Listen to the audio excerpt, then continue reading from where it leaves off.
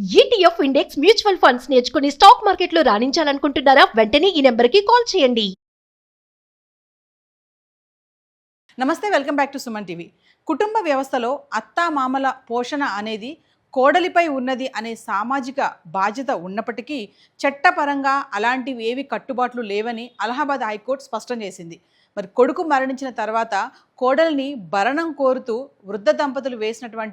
వృద్ధ దంపతులు దాఖలు చేసినటువంటి పిటిషన్ని కొట్టివేస్తూ హైకోర్టు కీలక వ్యాఖ్యలు చేసింది. దీనిపై మరింత సమాచారం అందించడానికి మనకి అందుబాటులో ఉన్నారు అడ్వకేట్ డాక్టర్ సాల్మన్ రాజ్ గారు. Over to sir.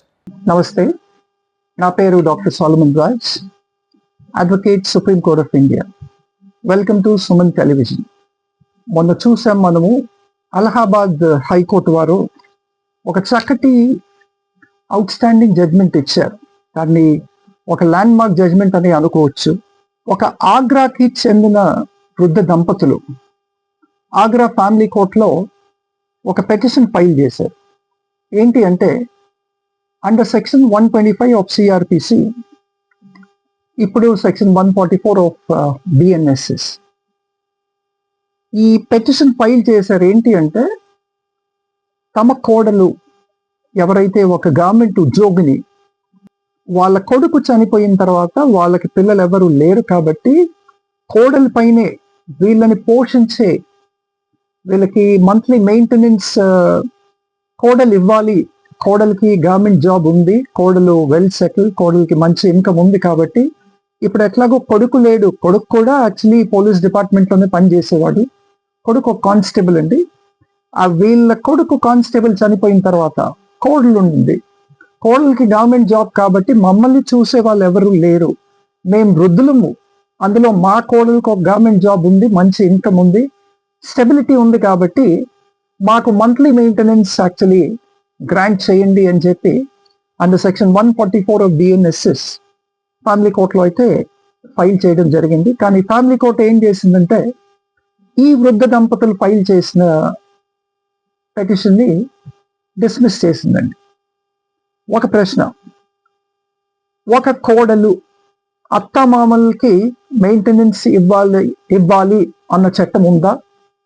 ఒక కోడలు అత్తమామల్ని పోషించాలి అన్న చట్టం ఉందా? ఒకవేళ భర్తలు చనిపోతే కోడళ్ళు మంచి ఉద్యోగంలో ఉంటే, ప్రైవేట్ సెక్టర్ కానివ్వండి లేదంటే గవర్నమెంట్ సెక్టర్ కానివ్వండి, అలా ఉన్నప్పుడు వీళ్ళు సంపాదిస్తున్నప్పుడు అత్తమామల్ని పోషించే బాధ్యత వీళ్ళ మీద ఉందా?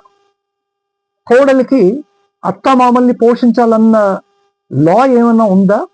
కోడలు అత్తమామలకి ప్రతి నెల మెయింటెనెన్స్ ఇవ్వాలి అని ఇండియాలో ఏమైనా చట్టం ఉందా అన్న ప్రశ్న మనం వేసుకుంటే, అట్లాంటి చట్టం అయితే ఇప్పుడు దాకా లెజిస్లేచర్, ఎటువంటి చట్టం కూడా లెజిస్లేచర్ ఫ్రేమ్ చేయలేదండి. అదే అలహాబాద్ హైకోర్టు వారు దాన్ని అప్పీల్ చేశారు. ఫ్యామిలీ కోర్ట్ డిస్మిస్ చేసిన తర్వాత ఈ వృద్ధులు ఏం చేశారు, అప్పీల్కి వెళ్ళారు.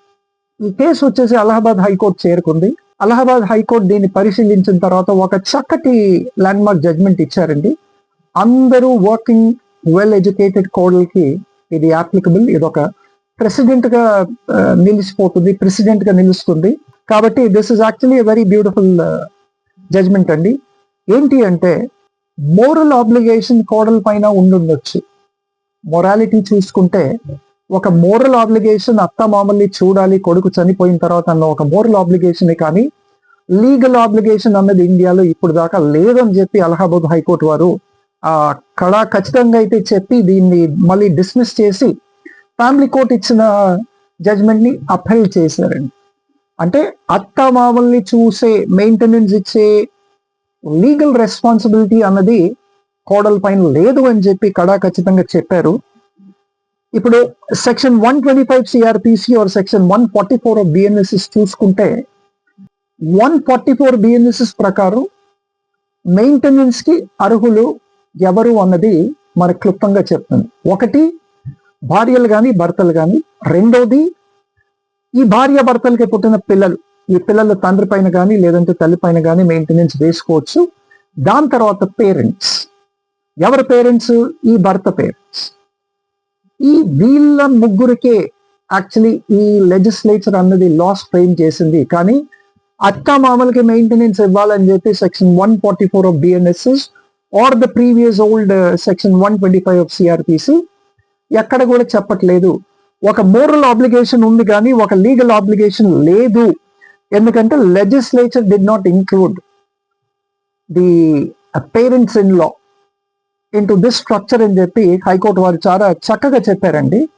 ఇక్కడ right to maintenance is a statutory right subject strictly to categories specifically mentioned.